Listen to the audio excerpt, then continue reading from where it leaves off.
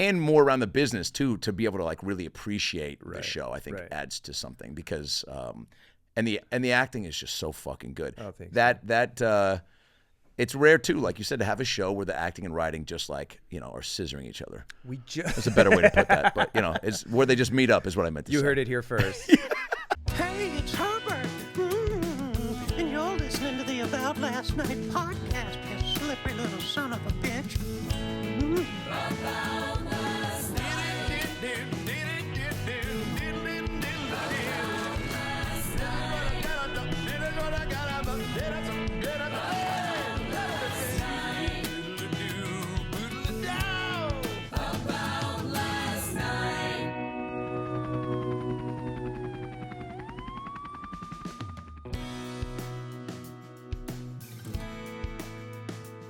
I think there's a blessing and a curse to having folks that are so involved, and then also like what your mom did, which was just like, good luck, you'll be fine. Because then you have to kind of. She really instilled in me like, I'm not going to do this for you. Like if you want this, and I think she also understood how hard this business was. I mean, she didn't know anything about it, but from afar, you know how hard it is. Yeah. I think she could see like, you're going to have to do it on your own. Yes. And anyway, so get used to it. Yes. I think that had been instilled in her as a kid too. Like, you know, we're here to support you mentally, emotionally, but beyond that, like you've got to go fight for what you want to do. So it did instill in me like, this is up to me. Like only I am going to be the one to make this happen. Wow. Yeah, which is great, and it still serves me today, I think. All right, there's a lot to cover here.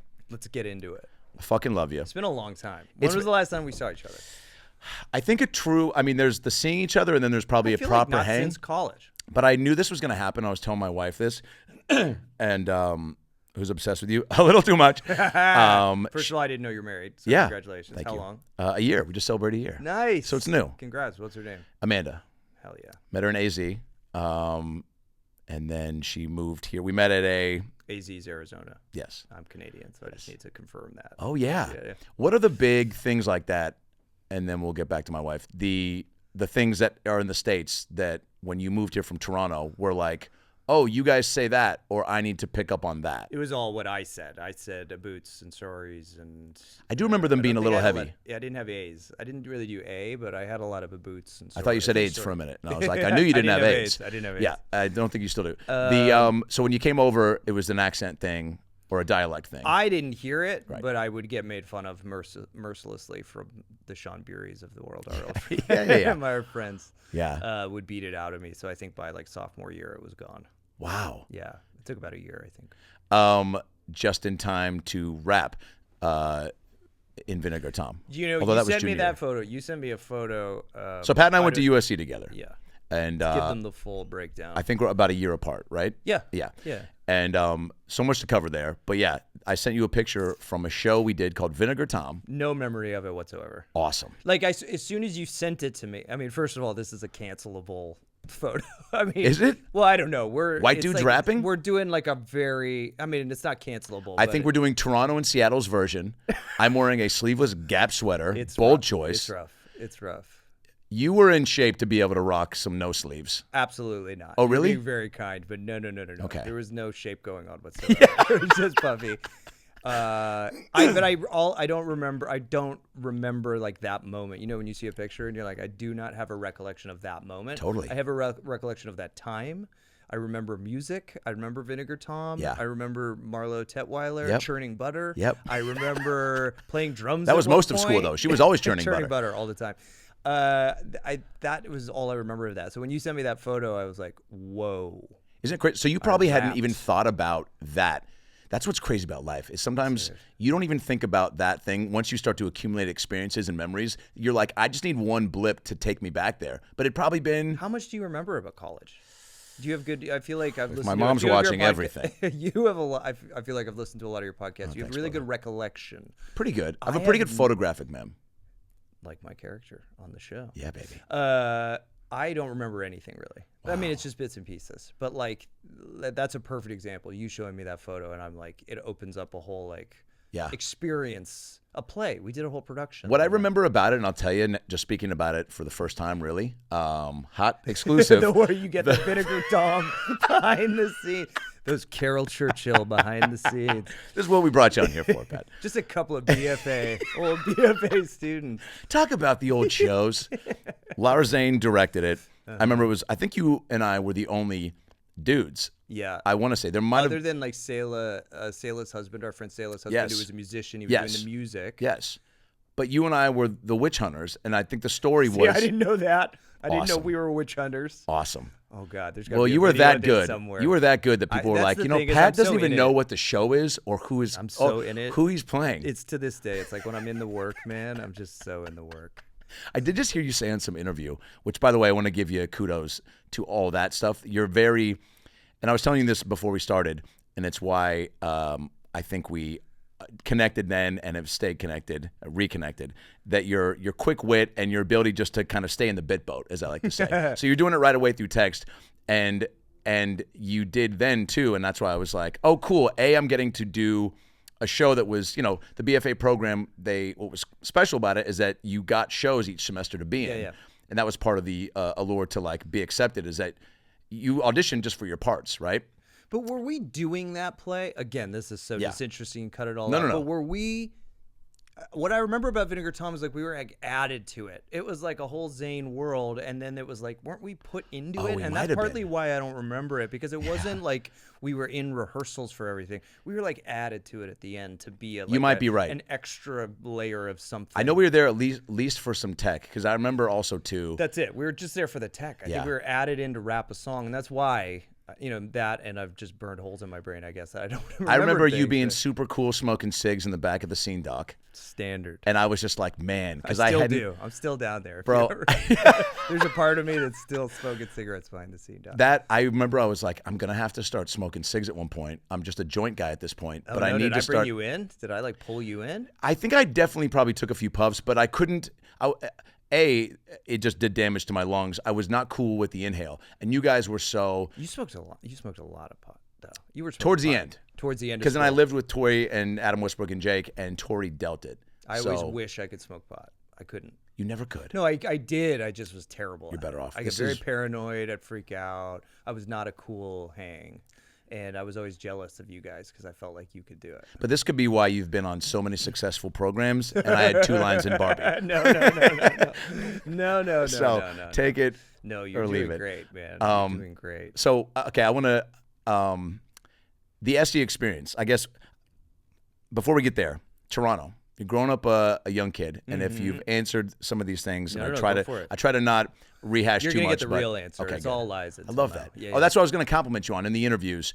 You're great. You're funny. I feel like those questions sometimes in interviews when they're 4.5 minutes, it's like they're not even listening. They're just like, here's like question. the worst. When they someone just want- interviews you and they ask a question and then they just sort of like What stare was- off as you answer. It must have been crazy to play John Glenn. Oh yeah, it's really good. Did you I'll like try- Space as a kid? Oh, I'm really happy you asked me that. And then their eyes just drift while you answer. They Or they drift. nod. They just keep nodding with this like plastic smile. Wow. Yeah, it's rough.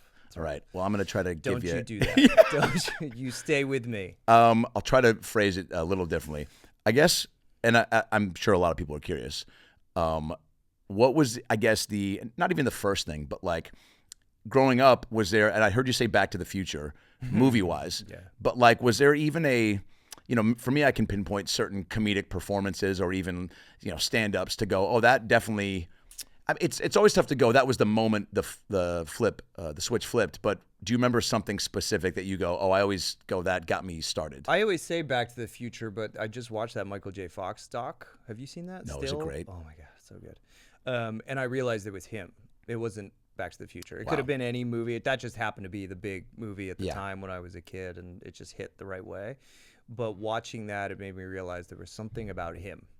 It was that I was just sort of coming online in terms of like what do I want to do? What's possible? Yeah. What's fun? I don't want to do what my parents do. So that kind of looks kind of boring. And what's going to be my thing? And there was something about Michael J. Fox at that moment where it was just like he was hitting his, zenith. Like there were 3 hit movies in a row or whatever. And the film gets into this. And he's from Canada. Again, I didn't process any of it like at the time. Oh, yeah. From Canada.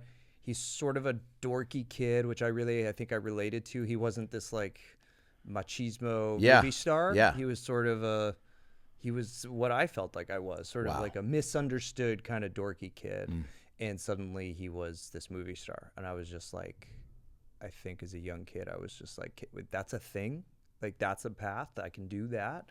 So that was my way in. And then, you know, from there, learning what real acting was all about and learning about the great performers and watching a ton of old movies. And my dad was great at that, introducing me to, like, you know, Paul Newman movies and Robert Redford movies. And I feel like that is probably a good starting point if you're, and you were at what age when you started to kind of get the bug, I guess? I was like 6 or 7 when I was like, no, I wasn't a young child actor because, again, my mom was just like, I'm not. That's taking you to auditions. Yeah. That's not going to be what we Your do. friend can be the good apple luck, juice figure kid. it out. That's not your path. There was I had no actual way to pull it off. But I knew early, maybe a little later, maybe like 8, 9, 10, that's what I wanted to be doing. It's a big move for your pops to show you like films then, because I feel like that's just like opening you up to being like, well, if you like that, there's I other. think he just got tired of watching bad movies too. It's like, if I got to sit through these, we're gonna watch. There's only so many times I can hear the soundtrack from Fern Gully. Yeah, exactly. Oh, I loved Fern Gully. Great movie. Was a great movie. Yeah, great movie. Yeah. So I think that was the inroad. And then classes or no? At what? Not till high school, I guess. Yeah, it wasn't really till high school. Yeah, I can't. I don't. And you had nobody in the biz, no family ties to the. No family in the business. I was in high school.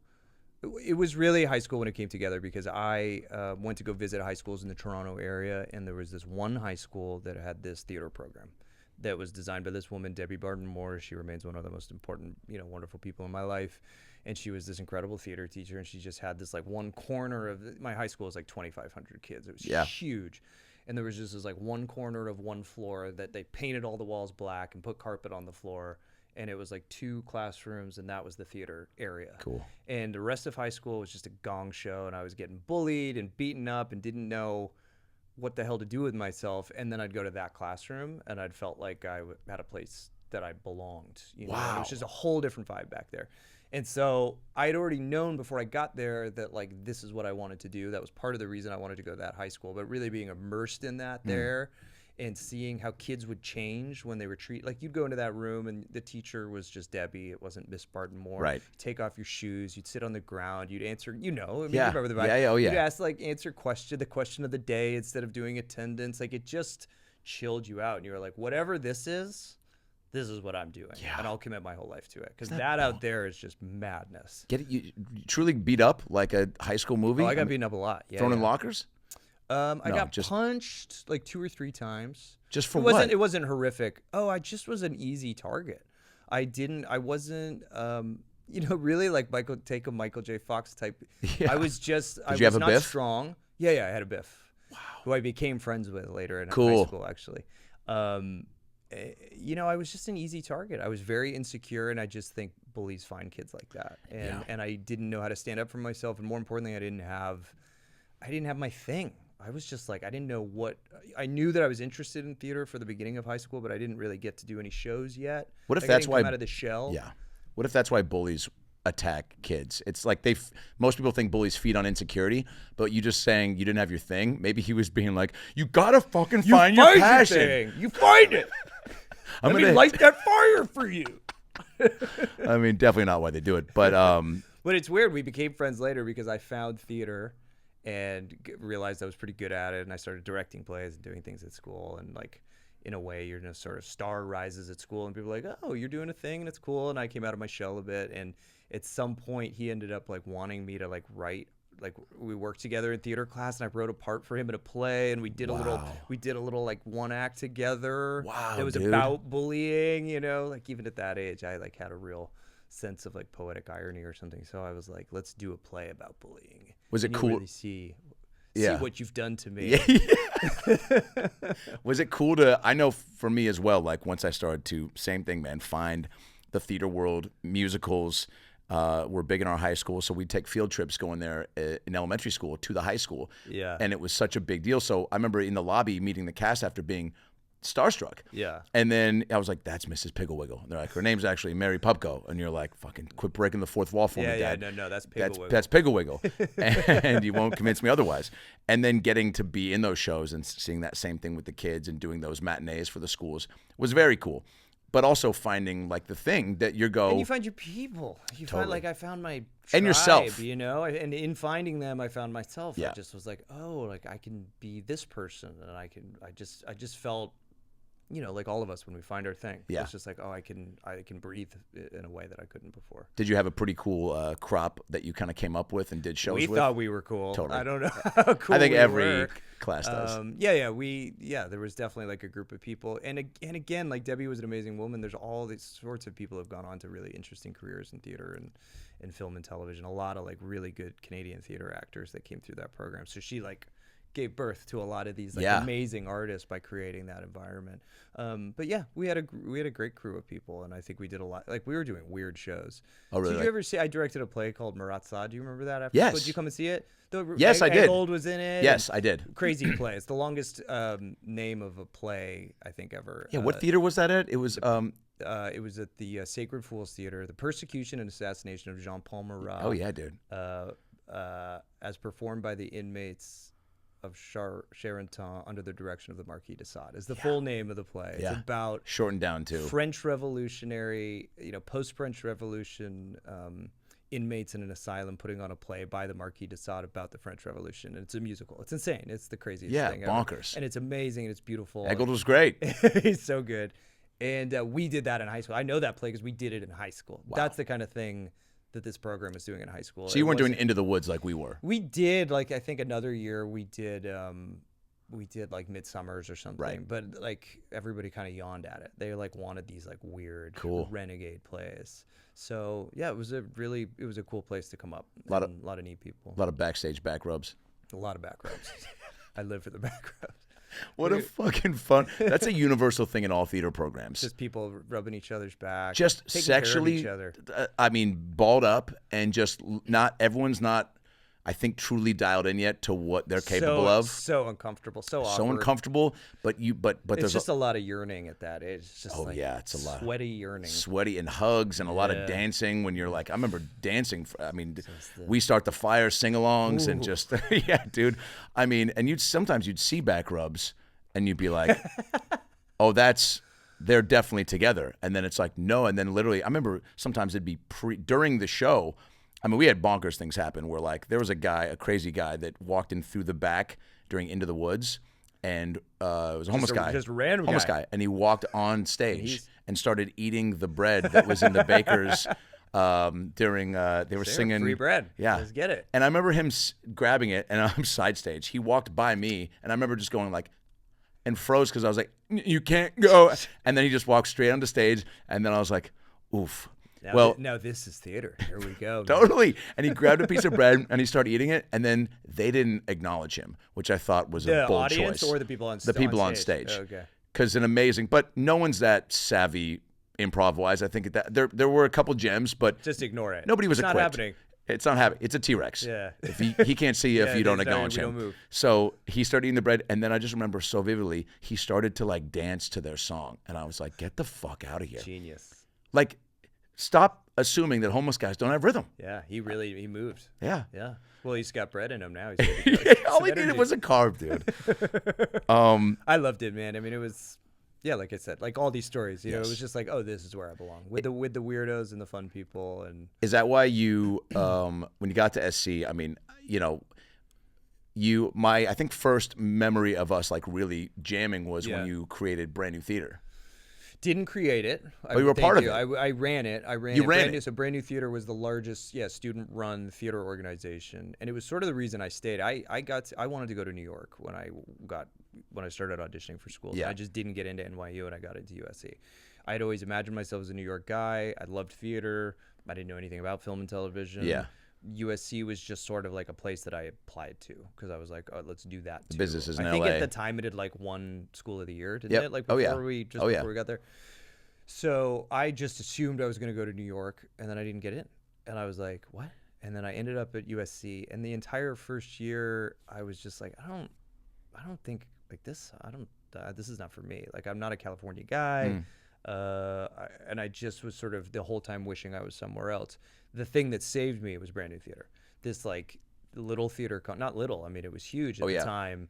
And it was a place for us all to just put on the weird, crazy plays that were coming out of our heads. Yeah, it was genius. Yeah, and it was amazing. And because everything was run by, I mean, Brand New Theater was all run truly by students. Student run, student written, student directed, student produced, student acted in. We did everything. There was not a teacher involved, and we only did original work. And so a lot of it was bad and whatever, but that was the point. And it was just sort of, it feels a little like what you like. It's just the fun of it. It's Totally, like just throw yourself in the mix, and I miss it because I don't have anything in my life that's much like that anymore. But watching your videos, I'm like, oh man, that's the thing I miss. That just like Creating from the ground up, in the moment, and like just going with it and being in a room full of supportive people who are there for it. It was, when they gave me that. It was at a point where I was deciding whether I was going to go to New York or not, like if I was going to leave and try and get out of here. And they said, would you like to run Brand New Theater, essentially? And I thought, okay, I'll stay for that. And that's what kept me in LA at the time. I mean, let's just talk about David Riesenberg's The Mouse musical? Bumbly Dumb in Dumpling Town. In London Town. Bumbly Dumb in London Town. Myself and Jake Siegel at the helm. It was like a 2.5 hour musical about, maybe more.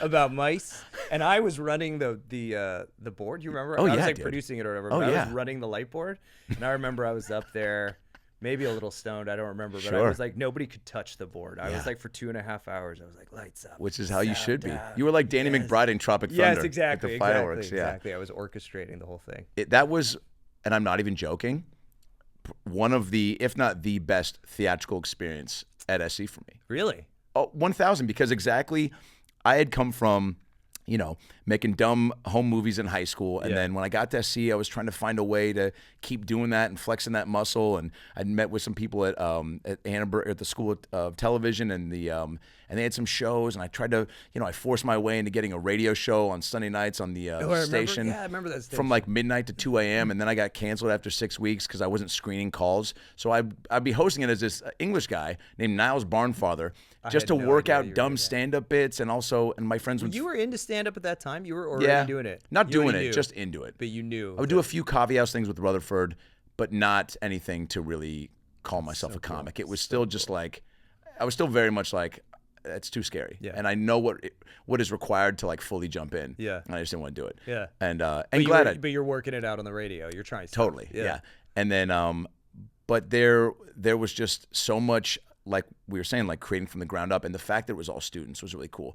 And it was a really cool thing to like see you at the helm and you're a peer, and then Riesenberg wrote it with a couple other gangsters, and then the music was all students. So was insane. that was mind blowing and added to the excitement of it all, where it was like, man, there's no parents allowed type shit, but it was also fucking funny, and it was a cool story, and the music was great, and I'm doing it with my best friend is playing opposite me. I mean, to me, it was like the gift of, I was like, this is the coolest part of this school. I struggled with that school. I mean, it's a very wealthy, obviously, school, and it just wasn't my vibe, that place. But I was like, we are just given a theater where we're allowed to do whatever we want for a couple of weeks. And we can just make this thing up. It's good, it's bad. Some of it's funny, some of it doesn't work. But it was just free reign. It was cool to do all the other plays. It was cool to work on good material. It was access to a ton of great teachers. All of that was great. For me, that was the selling point. I was like, they're just letting us go buck wild and do really weird things and figure out for ourselves what works and what we like and what we don't like. Yeah, you arguably get more out of, I think, doing that. I mean, it's what they probably told some of the film students, right? Like, you can sit here and listen to all the stuff we're going to throw at you, but get out there and start making stuff. Yeah, you right? got to do it. So that was fun. Yeah, that was awesome, dude. That's great. I had a similar. I mean, yeah, SC college is such just a tricky thing. There's so much you're balancing. I mean, you think about now, like just life and being a little older and more. There's still so much uncertainty, and our business is so flimsy and whatnot, and it's still all on you, right? And there's still so much out of your control, but like. It is crazy to even think like being in college and where you're like even now trying to balance work and relationships and family. I'm like, it feels a little more like I'm better about if I go home to Seattle. I'm like, I don't feel as bad that I'm not hitting everybody because I'm like, I got to be with the fam. Yeah. So that's nice to kind of have that, but still. I'm always astonished just by how brave we all were. Yeah. Like when I think of young, because the older I get, like the more insecure I get, I think. Like the harder it is for me to leave the house and like put on my sort of sheet of armor and like get out there. And, you know, it's a struggle. You have to like really do work to figure it out. And I'm just astonished at that age that we were all just like, whatever. No fear. Yeah. Like I'll do it. Yeah. Like doing plays even. Like I got nervous to do like blood wedding or what bloody poetry or whatever weird stuff we were doing that couldn't have been good. But I was like, whatever, let's go. And now it's like, that's why I'm so astonished by what you do. And I'm so curious what makes you nervous, because it takes a lot for me to like to get over that hump now. Really? That I'm older, even though I've like accomplished more, or I have, you know, now like there's a bit of a career behind me. In some ways that makes me more nervous because I feel like I have to like protect that special thing or whatever, rather than like, who cares? I got nothing to lose. Do you know what I mean? Yeah. So when you, just when you did Broadway, the name of the show again? Terrified the whole time. Yeah, Take Me Out. Yes. Yeah. You were terrified, but that was you're on Broadway. What was terrifying about it? Well, first of all, I had to be naked for a good portion of the play. Right. So that was the perfect embodiment of all the terror. I hadn't done a play in... Since Vinegar Tom. 6... Like, you're going to have to rap and be buck naked. And Adam won't be there. God, that would have been great. If you were there, I would have been fine. I hadn't done a play in 6 years. The last play I'd done, I'd had a full panic attack on stage. No way. My first time that had happened to me. Just a meltdown. I managed to get through the play, but it was really like one of the worst experiences in the world. Have you ever had a panic attack? Like, like where you just suddenly like can't talk anymore? Does it happen to you on stage? No, more just from being overwhelmed. Yeah. But never on stage. On stage you're in the zone. It's a. I think a lot of comics will attest to this. It's a. I'm not someone that's more. Some people are just more comfortable on stage, and then off stage they're just a little.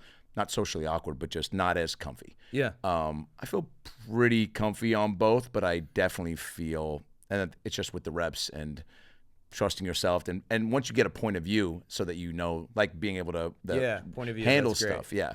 But not ever a panic attack, but also I guess the panic attack would come. I have had moments early on with dealing with crowd things that I was just like, I don't know what the fuck to do, but I slowly started to kind of lean into that and not be like, and try to figure it out and go like, all right, I'm 4 years in. Don't expect to fucking have the answer here, because that's one of the things probably in any business, but comedy, especially young comics, just want to be so good so quick. Yeah. And it's like, you probably think you're so good. Like, I got it. And then you get up there and you see how hard it is. And I did a show at the main room of the store where I'll be tonight with this Dr. Phil show. And it was a bringer show. I brought a lot of people from SC to come, 10 people. I could do 10 minutes, and Chris Rock popped in. I remember going to Facebook that night being like, open for Chris Rock tonight. And Bobby Lee, God bless him, sees me the next night and just started to get a little rapport with him. He goes, hey, man, saw your Facebook post. No, you didn't. And I was like, what? And he was like, don't be that guy. Yeah. And it was such a great little hey, man, it's not about that. Yeah. Focus on the shit you can control. Yeah. You're not doing it for that, are you? And I was like, but you get some of the people back home being like, I haven't seen you on a billboard yet. Are you sure you're still doing stand-up? And you're trying to feed that. Yep. And it's like, so getting over that. Keep it all in perspective. Oh, yeah. Point of view, I like that. That's helpful to hear. That's how you sort of zone in. So how'd you deal with a panic attack on stage?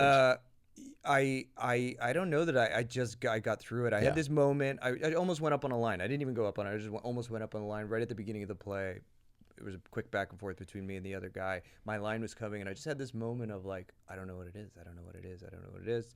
And then at the last moment, it dropped in, and I said it. But then my brain went, you have so many more lines. Like, I could hear it. Whoa. And then all of a sudden, it was like my awareness of the 400 eyeballs on me instantly. And it was one of those plays where once it begins, I never left the stage.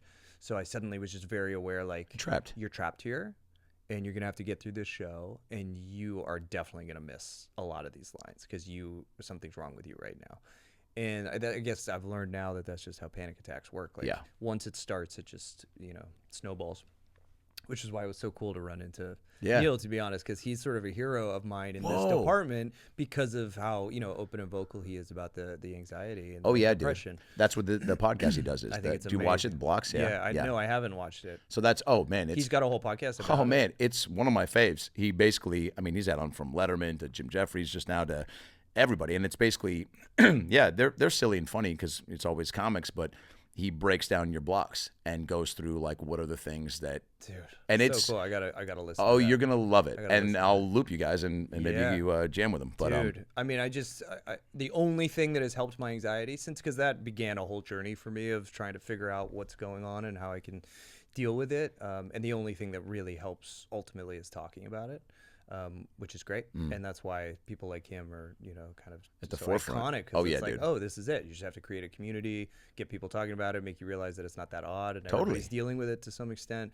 But at the time, I had none of those tools, and I was just going up on stage every night and having a panic attack basically every night after that. So I left that play, and I was like, I'm done. I'm not ever doing theater again. I was like, it's over. If that's what it's like something broke in me, and I'd never go back. And then I proceeded to kind of not really deal with my anxiety for a number of years. And then Scott Ellis, the director of this play, came and, I'd been trying to do a play in New York for years. Nobody wanted to hire me. I couldn't even get auditions there. And then all of a sudden he came up to me. And I think it was a result of this play that I had a panic attack. Funny enough, somebody had seen me in it. Yeah. And he said, we'd love you to come play this part and take me out of New York. And I was like, everything in me wanted to say no. Of course. Just no. Like I can't do it again. You couldn't Like, even find a little bit of excitement? I was excited they were asking, Yeah. and I was honored, and that's always a good feeling. But I was like, I got a panic attack the last play I did, and it was in the round in San Diego, and I wasn't naked. Yeah. Yeah. Like I can't do it. And then there was that other part of my brain that we know too well, which is like, you're really gonna say no to Broadway? Yeah, like, man. I mean, even if you fail, you have to do it. Yep. Like you have to say you did it. And I told Scott about that experience too, and he couldn't have been cooler, and said that he would walk me through it. And he said, look, if you don't do this, then you'll never do it. You'll have given up on theater. So like, how about we do it? And so I agreed to do it, and Good it was on him. hard. I mean, I had an amazing time, but it was really hard. Every night I was fighting to like feel like I could be back on that stage and feel comfortable there. Wow. Yeah. For just all the reasons you explained. Yeah, of just you just couldn't get a comfy just groove. hyper awareness, like too aware. Not really. There were certain nights it didn't. Like there were nights where I'd slide into it and I'd feel good, and I'd be like, oh, this is it. How do I just get here?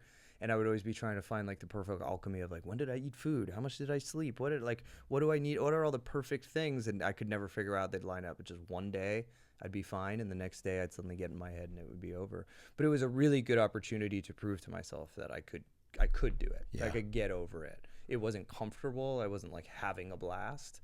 When people asked me about that time, it wasn't like, oh my God, Broadway was so fun. It was like work. It was like I had to be really careful every step of the way. Do you think it was the material too? Like, if it wasn't Take Me Out, if it was like, let's say there was a musical on the TV show Botched, and you were playing a doctor that was really almost Steve Martin in Little Shop of Horrors, and it's all women that have like, I put too much from my butt into my boobs, and then you're the doctor that's singing. Even if it was silly like that, do you think you'd still be like, man, I'm hyper aware. I gotta like. Yeah, It's because just the overall- because I'm not it's like I'm so in awe of comedy. Like I don't know, it's not the most comfortable place for me to be. So it probably So would have been funny for even you to say that, harder. yeah. I think I'm like okay with comedy when no one's expecting it, and I can like put a little bit in. Yeah. But as soon as I'm in a place where there's funny people and everybody's sort of deciding that we're going to be funny today, that's a bad place for me to be. Wait, so all right, piggybacking into or segueing into auditions, would that make you nervous, or how would you cope with? Yeah. Yeah. Well, we live in such a different world now, right? Right. Where auditions aren't even really a thing anymore. So it's hard for me to know. But yes, it was hard for me. I would get nervous. I also went through a huge period of time because of Suits where I wasn't auditioning as much. So I just got out of the rhythm of it. I was just in Toronto shooting. Because they were just like, hey man, you want to do this? Do you want to do this? No. Oh. I wasn't getting offers. I was just busy. Oh. No. I never ever was in the like offer only business. I just came home from Suits. I was usually very tired. Yeah. And wanted to just hang out with Troyan and be home. That schedule was crazy. Yeah, schedule is nuts. Or then I'd go in and try and get good at auditions again for the like 3 months I was back from Suits. Right. I would always feel a little awkward, and then I'd be back at Suits. So I was not really working a ton between those seasons. Was that okay? So you get out of SC, right? I remember you were an old school right away. First job. First job. Yeah. Did you audition? Oh yeah. You were part of that. There was cattle call. Yeah. They put up a cattle call at USC for the old school movie with Vince Vaughn, Luke Wilson, and Will Ferrell. I mean, no one thought it was gonna. I mean, I guess maybe because Todd Phillips. Todd wasn't even like a proven. He wasn't Hangover Todd yet. No. He had done Road Trip. That was it. Yeah, which was great. Yeah, but it wasn't like what he is now. Yes. Yeah. And I remember, a bunch of us went into the DRC and auditioned, and I remember. First of all, just it made me go, oh, that's what's cool about being at this school is things like that. Whether it was people being like, oh my God, do you want to go see movie premiere or screenings 2 months before it comes out was a cool thing, but that there was an audition right there, and then everyone was like, Patrick Adams gonna be in. And then I remember going to see it, and I'm like, oh, you're in it. You're one of the fraternity brothers. You got featured scenes. It was fucking cool, man. Well, it's funny. I was background. I was background the whole time. Yeah, but I mean, 30 days. I mean, you don't get to do that often. Right. I was what do they call us? The bullpen pledges. Do you know the story of that though? No. Like they did that huge cattle call. Yeah. I went in. You remember you were in the room for like 15 seconds. Oh yeah. Right? And out. I went in. Todd Phillips was there. He's like, it says you do a Scottish accent. I was like, I think he was just trying to mess with me. I was like, yeah, I could do that. He's like, do a little bit for me. I like did the lines in a Scottish accent. He kind of giggled for a second and then out the door. And I was like, okay, well, that's the end of that. No one's getting a part. For me, he was like, I heard you're circumcised. And then we FaceTimed my mom. No, FaceTime wasn't out yet. Pull it down. Pull it down. I showed him, and then he was like, get out of here. That looks weird. No, it was so quick. I don't see it. See it. It clearly happened. I don't believe you. Yeah, and then did you play guitar for them? No, so that had nothing to do with it. I just then they had a callback, and I remember like Rob Kirkovich was in there, maybe Todd Waldman or something, and they just brought us into a room and like yelled at us. I think it was just like groups of guys. They were filming us, and someone was just sort of like saying things at us and yelling at us. See how you react. Seeing how we would react. Wow. We didn't have lines. I don't think we were even saying anything. They just wanted to see our faces. Yeah.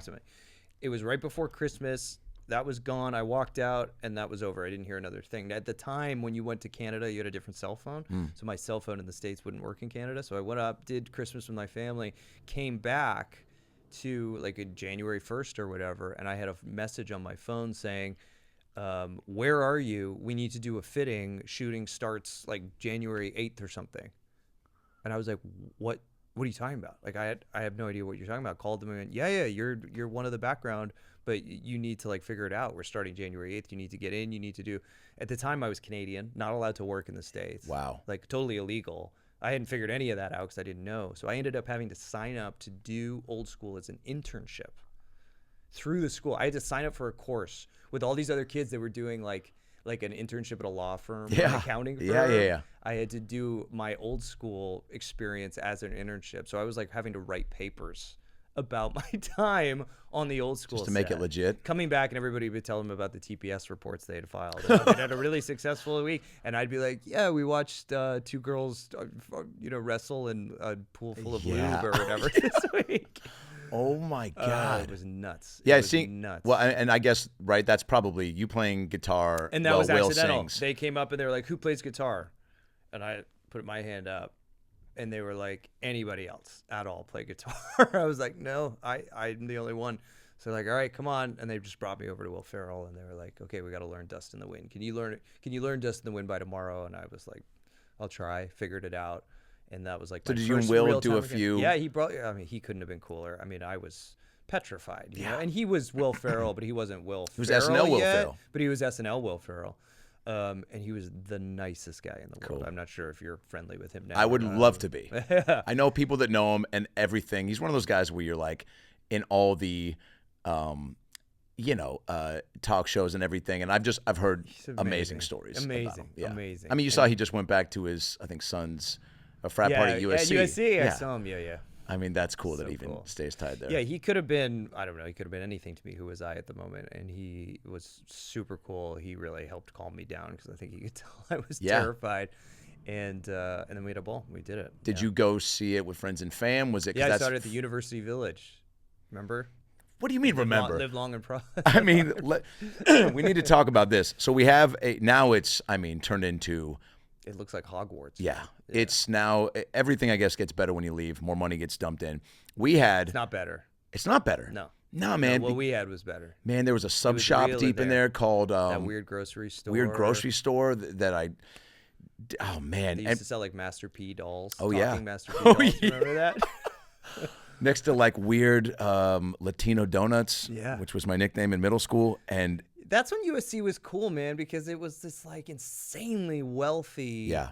I mean, look, back when it was cool, man, but maybe it's cool now, but it was like you'd have the contrast of like this insanely wealthy school. And then right across the street was like that Mexican There was market a Denny's. And the Denny's, and it was just like, I don't know, I loved that contrast. The U now Village. you go down there and you are like at Disneyland. Yeah, it's a Trader Joe's and there's a Lululemon, and it's like, and I get the upgrades to like, because of just, I don't know, things, more money gets put in to attract more money. But U Village was I think 2-theater, 2 screens, and it was almost like Brand New Theater, where I feel like it was run by students because it was filthy, it was crazy, but locals that lived in downtown LA would go there. Yeah. I remember seeing Half Baked there with Jake Siegel and Tori and maybe Josh Epstein, and we went there, and everybody was baked. It was one of my first times being high around everyone, like strangers that were high. So everyone in line is giggling at each other because they're like, everyone just knows. And I remember the projector caught on fire 20 minutes into the movie. No. So this is during Half Baked? Oh, yes. And everyone's full baked.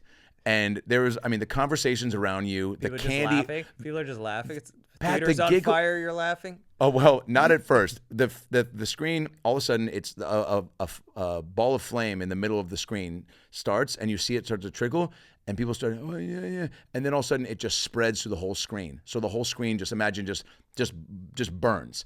So everyone goes, ah! Wait. The actual screen burns or the film burns? The film burns, but it makes the screen look like it's a special effect. Yes. Fire. So that happens. Everyone goes, ah! Then what's the worst thing you could do to someone who's super high? Flip the lights on. Oh, so now everybody. You get this, the first layer of fire, and then lights on, so an even higher freak out, and then you look down, and then you hear a third residual freak out when people realize they've dropped their snacks from being scared. It's more of that. And then you hear a voice come on, being like, "Everyone, please go to the lobby. The projector burned." There was no intercom at the University Village. No, it must have just been somebody yelling at guy screaming in the back who sounded like he had an intercom in his pipes. Yeah. And then nobody. That's the best part about having a debacle for a room full of potheads. No one's firing back. No. Everyone's just like, "What do you mean we can't? We gotta roll with it, man. We gotta roll. Hey, times are. Hey, everyone's got. Hey, we weren't meant to see it, or whatever it is. Not meant to be, man." Yeah. Who brought the hacky sack? Oh yeah. But that whole spot was special. Dude, man. It was great. Yeah, and it was a fun place to premiere that movie for me. It was like perfect, full circle. And fam and friends were all about. Did you feel like, because again, I don't know how quickly Suits was after that. It was a while. I mean, Okay. yeah, it was a while. Guest Star City me, after that that. whole old school thing was just like, I had never been on a set before. So for me, I got 30 days of, it was like an internship. I was just a guy. I didn't really have anything to do other than play that guitar. Mostly I was just watching. Like, how does that work? What is that person doing? You were doing that, yeah? Yeah, it was, the whole thing was just like me taking in like and asking questions like, why is that person carrying that, and what and how, like, just how, what is a call sheet? How does this work? So I just got like full immersion for 30 days. Like, I'd imagine it's like being a PA or something, you know, and you just get to figure it out. So I got out of that, and then the next big job wasn't until I graduated SC and went to I did a play at the Taper, the Goat, an Edward Albee play. Yes, I saw that. The Sylvia, right? Yeah, about the goat fucker. Yes. Yeah. Bro, amazing play.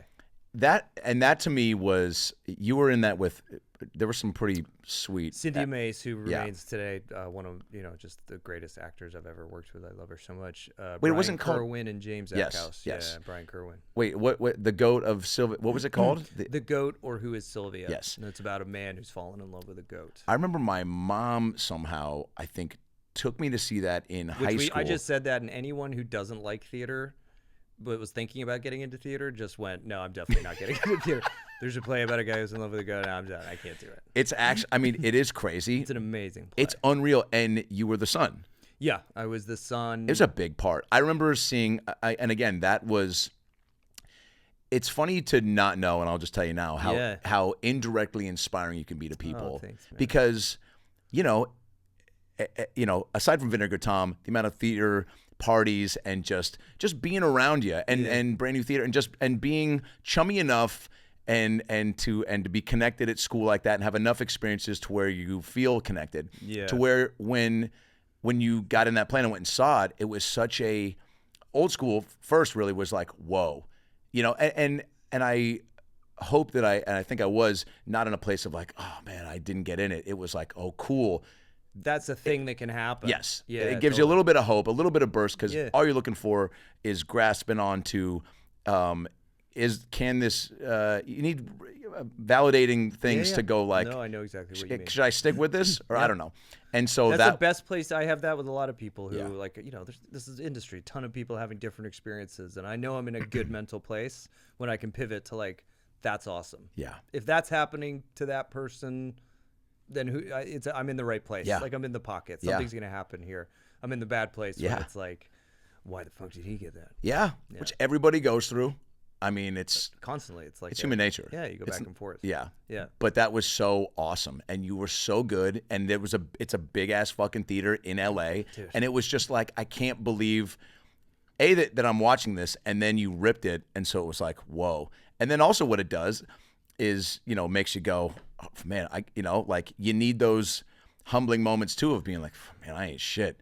Like I thought I did this, you know, a couple cool things at school and whatever, but like back to the drawing board or take classes more seriously post school. But that was a big That was a big thing, scary thing for me because it was I was working at the Taper again as an intern. I was serving coffee at the Taper, and that play they couldn't cast that part. And at the time, I was working with a manager, and he was trying to get me an audition, and they were like, "The coffee boy? No, he can't audition." They refused to see me, and they kept bringing I kept watching these guys come into the theater and audition and walk out and not get the part, and they wouldn't let me audition. Like weeks went by, and then finally, they were just like they had no one else. They were like, all right, I guess we'll see Patrick. And I was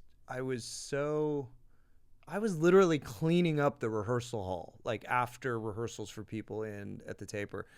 And so I was just so mad that I was like, you won't even see me? Yeah. Like, I don't think I'm going to get the part, but fuck, you won't even like let me try? Like, that's not worth your time. So that put me in the right place at the right time. Cause I was like, I'm not going to get the part. I'm just going to prove to you that like I'm worthy of being seen. Wow. And something about that was the first time I'd made that mental shift. And I went in there and I guess I crushed it because it was one of those, it probably the last time it ever happened in my life. Maybe Suits was this, where it was just like, you knew, like you finished the audition and you just saw everybody kind of stop for a second. Like, oh, we found it. And it's so rare that moment. Oh, it's yeah. like it's in movies all the time, but it basically never happens. But there was that moment in that time. And I was like, it scared me because I was like, oh, no, I don't actually like, I can't actually do this. You know, like I didn't go into that audition thinking I can go be on the stage at the Taper. That's crazy. Like I didn't feel ready for that. Did one of the producers go, you know what? Looks like I'll be getting you coffee now. Yes, exactly. You got the part. Somebody get me. I immediately turned around to the youngest person in the building and went, "Where's my coffee?" That's how quickly it went to my head. Wow, yeah. that's fucking cool. So man. that whole experience was I felt similar. I was like, "What am I doing?" I was like, I cannot drop this ball essentially because it felt so important to me. So Suits audition comes along. Is it are you in this routine of piling up guest stars and just getting into a little bit of a comfort zone of like, all right, an audition is an audition. These opportunities come, and I'm getting pretty good at going like, make sure I'm prepped and then like throw it away? Or was this one like, oh fuck, because it's easier said than done to go, oh wow, this is a great part for me, and I really want this.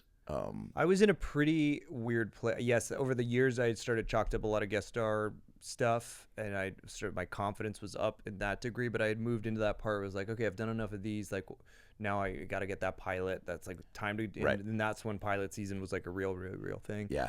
And so I'd gone through a couple of pilot seasons. I think I'd gotten a couple of pilots and they'd all been just disastrous, terrible fits. And so it hadn't worked out. And then just before Suits, I had gotten another pilot and got fired after the table read. No way. It was the first time I'd ever had that experience. And I'm not, I had never done sitcoms before. Like, I just didn't understand the timing of it. And it was this sitcom, I forget the guy who directed it. He's a big director. It was called Friends with Benefits.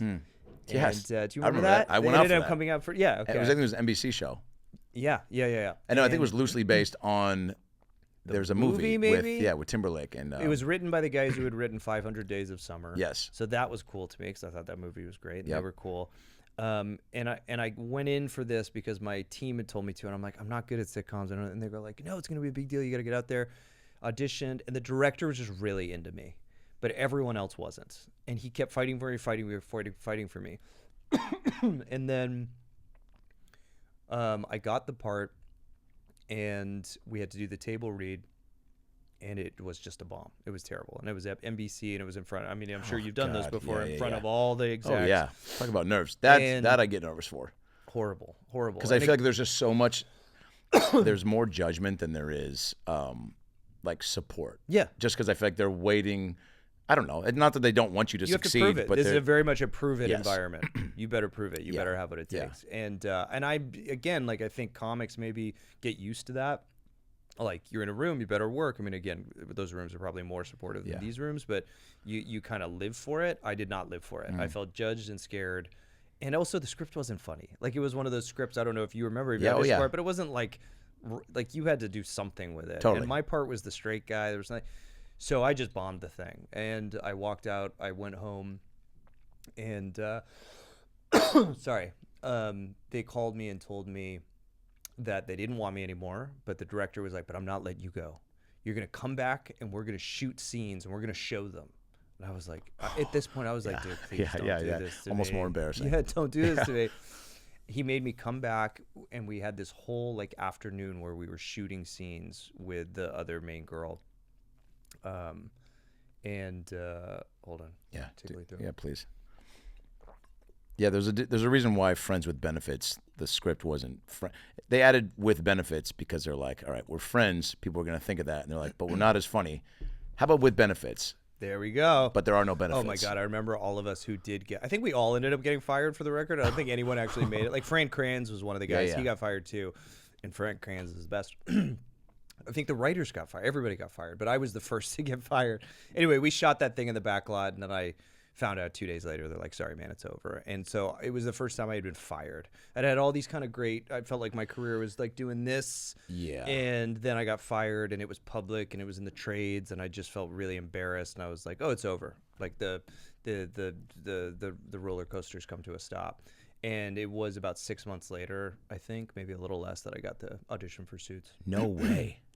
Which just goes to show, I mean, and look, it could have been a year later, it could have been 2 years later, but it's like you just, and I don't know how you, did you quickly bounce back, or was it you let yourself sit through that probably few days to a few weeks of just like, fuck, man, like. I was bad. I was depressed, and I always feel like I don't belong here. Like at any moment, someone's gonna come away and be like, no, you cannot be here. Like you gotta go. I heard Philip Seymour Hoffman say that. Yeah, I mean, how do you feel? I think you're in an interesting position as a comic because you have every day, basically, you're doing something. Right. I think there's an opportunity to get filled up. Yeah. Right. As far as like getting laughs that can and carry over. And even if you're not, you go to the store, you see somebody else do it. Like you can surround. I mean, I'm just assuming you can surround yourself with this. You good go vibes. Podcasts. Yep. You can go to shows. You seem to be touring all the time. And I'm so jealous of that because I think when you're just strictly an come actor, open for me. Let's get you 5. You're funnier than you get think. My type 5.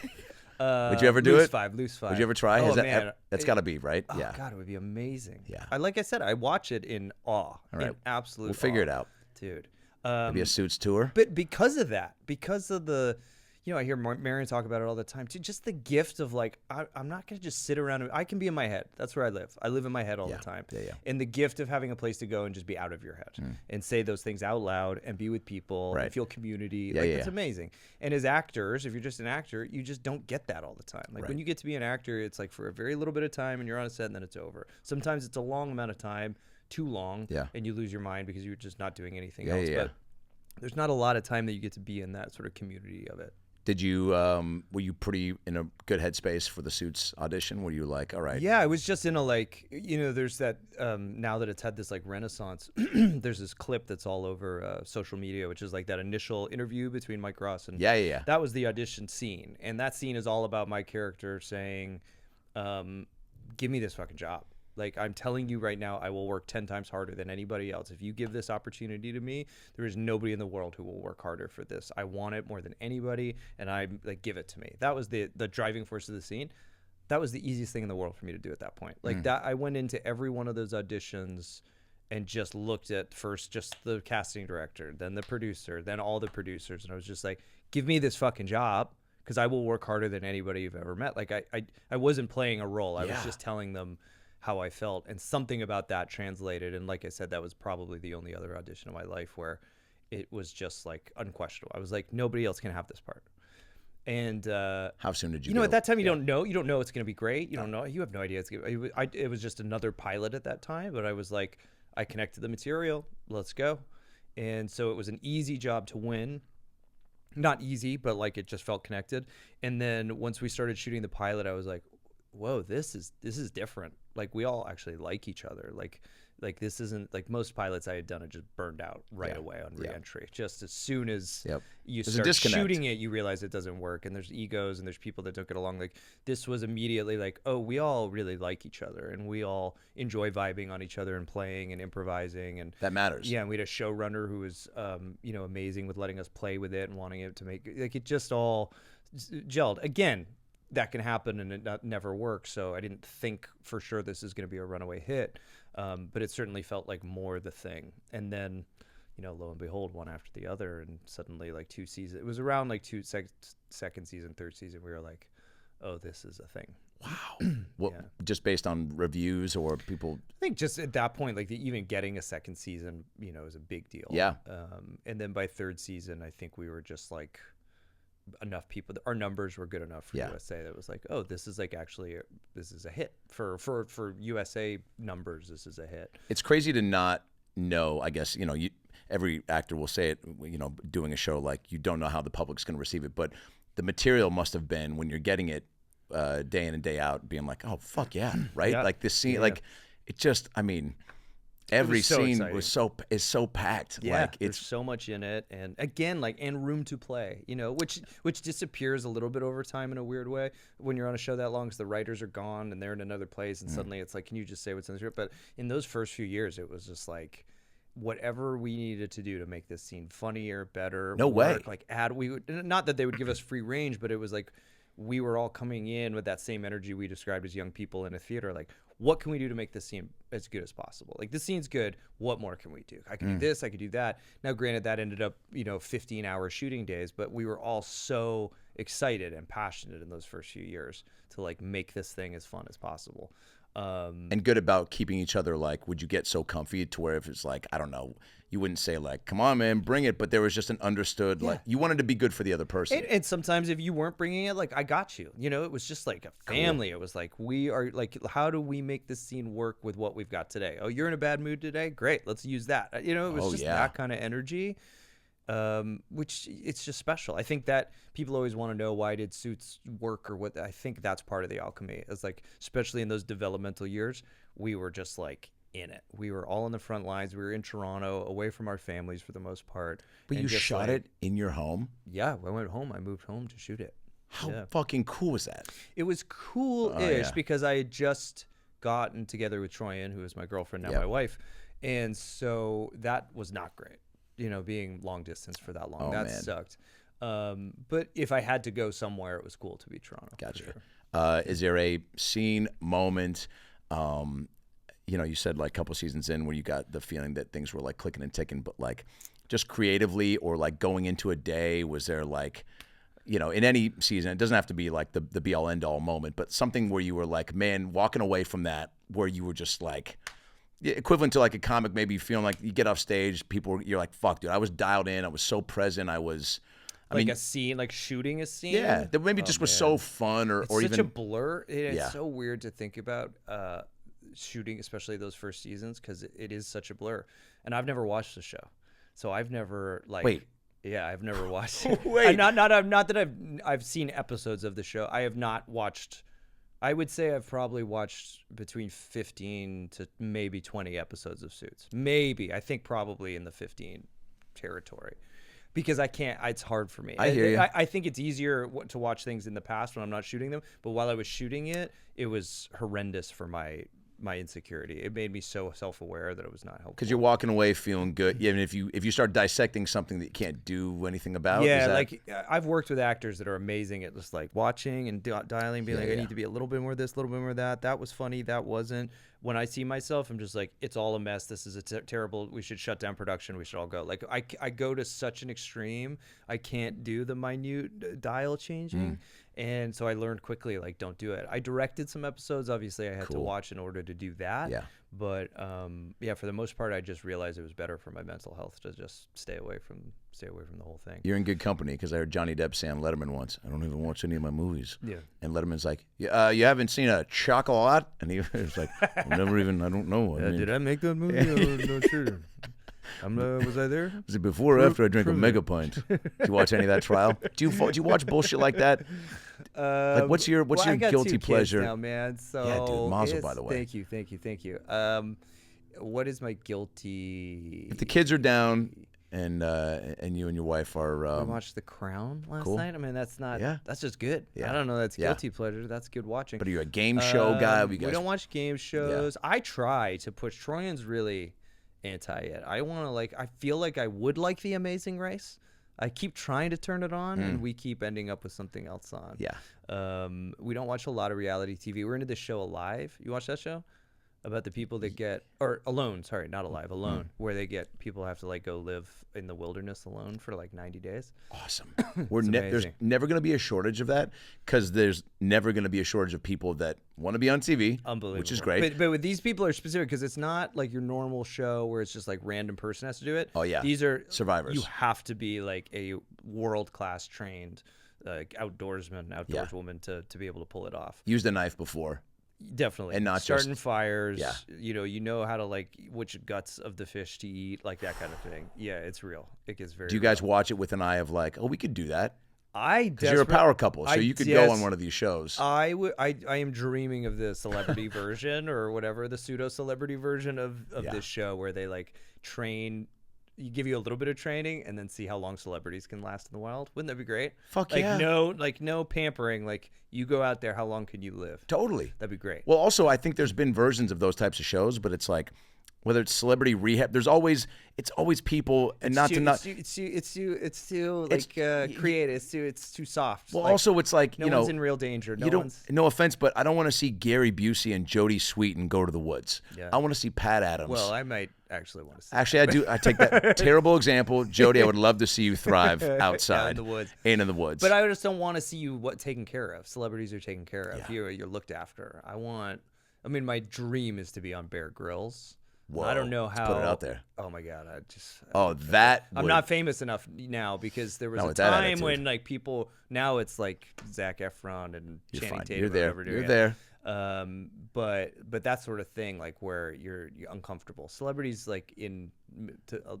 forced to be uncomfortable. How does Troyan deal with fame? You guys, what's bonkers? I don't know how much this gets discussed at the dinner table, but being a part of and significant roles in two of the biggest shows of all time.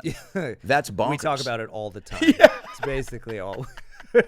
It's our bedtime stories to our kids. How we met. Yeah. We just rehash episodes. We don't talk about it ever. In fact, most of the time, I think we stare at each other and go, "What happened? What happened?" Yeah, but you know what's cool? It brought just you guys being. Yeah, it was amazing. Yeah, we were doing a play together, and she got Pretty Little Liars, which again, you never know what it's going to be, but at the time, it was exciting. And then right after that, I got Suits. And so we were just doing this long distance relationship the entire time we were shooting those two shows. Oh, so she was shooting Pretty Little Liars at the same time. Wow. So I was in Toronto shooting Suits. She was doing Pretty Little Liars. We'd fly back every 2 or 3 weeks. We still to this day don't understand how we survived as a couple. It doesn't make any sense because it was hard. Oh yeah. And dude. we were not nice to each other for a lot of it. There would be so many reasons for us not to be together. And so we're sort of just stunned that we're how did we stick this out? Like what? Like Because you wanted to. yeah, I just think for me, I know for me, I was always like, well, there's literally no one cooler. I know that for a fact. Wow. Like there's no cooler Let's person. get a slow zoom than on you. Patrick always says that because that's a really sweet moment. Dude. That's a really... There just isn't. She is the coolest and the most patient. And I needed a partner that was very patient with me at that time.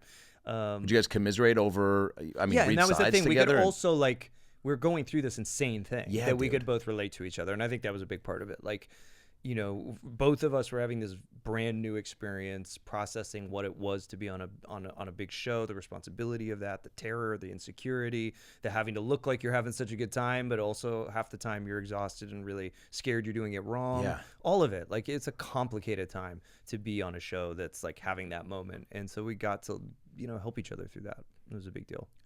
Suits, I think, set like a record for like most hours viewed. 44 billion. Well, now they record it by minutes, which is, what is that? Eh. Why are we looking by minutes? Sounds When did that cooler. happen? I mean, that's how I 44 document my billion sexual minutes. encounters with my wife. I go, that was Six six and a and a half half minutes. And I'm rounding up Put it on the board. to have a board. Yeah, might as well. Yeah, I don't know. I truthfully am like, Can't even wrap your head around it, or can? it is having some. I've been traveling a little bit recently, and like I was in yeah. Italy, and the experience of traveling was as if it's so different than the first time around. Patrick, hey, You're my feeling it. cross. Yeah, I don't do my accents, cross, but my it is, yeah. cross. Everywhere, like people. Cool, going man. nuts, in a way that it wasn't when the show was on. So it's like, I don't know if there's a model of this happening. Certainly, there have been shows that have had like a second wind, but the degree to which this is successful Yeah. right now is almost completely eclipsing the first time. It's like not even. It's like the first run of it was like the rehearsal for this. Great way to put it. Which is like Netflix. I guess this is like the power of Netflix is they can just like. Are you getting create hit and- up by people that are discovering it for the first time? Homies or teachers? Yeah, or... tons of people are just Cool. like, oh yeah, I never knew. It's really good. We're watching on season 5. Like, yeah, There's yeah. so much shit. Isn't that crazy? I never knew. Because when it was on, it was a huge hit. So it was like But it was very... a huge hit with a like, very select kind of. It was not the kind of, probably for you, like not the kind of TV you would Right, watch. right. It wasn't the kind of TV I would Right, watch right. at that time. I Yeah, wouldn't. Like, yeah. I was not the I guy definitely am way- scouring USA Totally. for. I was like a Yeah. Sopranos guy. I was Right, like, right, I'm right. not watching that. But there's something that happened. Maybe the strike. Maybe the pandemic. Maybe there's just been so many shows that are very dark and complex, and people were like, wait a minute, where's my just 7 seasons of like kind of easygoing, fair? And Oh, so one it episode just- ends, another starts. Yeah, I don't it's think I've just easy. watched a show that has been that Yeah. much of like. I mean, and when my wife got into it, and then I started like rewatching with her, I was just like you said, like with a different set of eyes, a little space. Yeah. It's like I'm also. I think that's way. Same thing with comedy, right? Like for better or for worse, your point of view, your tastes. Kind of, Right. grow. And so you'll look back at some comedy movies, at least I will, and be like, I still think it's funny, but I definitely not the way Oh yeah, I mean, that Austin happens in Powers, I comedy didn't a soak lot. that up the way I did at that time. That movie doesn't hold up though. Are you talking? Yeah. You right? Yeah, I mean, not in the Not way to, that... not to hit much It was love, that everybody. time for that comedy was so... It was so good, and now you put it on now, and you're like, why is this not making me laugh at all? Totally. So, and also just being more, again, older and experienced in the world to be able to like... And more around the business too, to be able to like really appreciate the show, I think right. adds to something because, and the acting is just so fucking good. Oh, thanks. That it's rare too, like you said, to have a show where the acting and writing just like are scissoring each other. That's a better way to put that, but it's where they just meet up is what I meant to say. You heard it here first. I don't know. I spent a lot of time trying to dissect what went right there because obviously there's also like how do we do that again? Not Suits necessarily again, but like what role did I do in that? What did I do right there that I could hopefully try and replicate that? I just don't know what it is. People are calling for the reboot. Oh yeah. Well, before we shift gears and then we'll wrap this up, we could talk all day. I did ask for some questions and you were generous to share. Oh yeah. Of course. So I want to pull up some fan questions and 12 inches. how How did he like working with HRH, Duchess of Sussex? Is she as nice in person like in TV? Is she as nice a person as she is on TV? I think they phrased this wrong, but they put a smiley face with the heart emoji. Well, here we enter the Megan zone. We don't, and also you can say skip. No. I know I can. What was the actual question? It was how. I mean, How was it working with her? Working with Megan was terrific. Yeah. It was terrific. She was amazing. We knew each other from one of the previous pilots I talked about. That was a total disaster, terrible pilot. That helps to go into the next show, then, right? Yeah, and I saw her at the test for Suits, and it was just like that was all we needed. Like, because I was helping. I was the first one cast on the show, and so I was part of the chemistry reads, and just having the familiarity was like, let's go. Let's make this work. She crushed it in the room. There was no doubt that she had the part. And so we just got to sort of start from a very familiar place. And cool. She's like a dream person to have on set, to be honest. She's very low drama. She was at the time. Cool. It's been a while since we shot together, but she was just like very game. She was very excited. She really wanted to like have a hit show, and she was excited to have that process. What a crazy... Anything I say about Megan is going to be a headline. It's so funny. Yeah. It's funny the mental gymnastics I do as soon as I begin a conversation about Megan, because I'm just like trying to write the headline. Like, Patrick, like, what did I just say? Well, you're perfect. Suit Star says... Yeah, totally.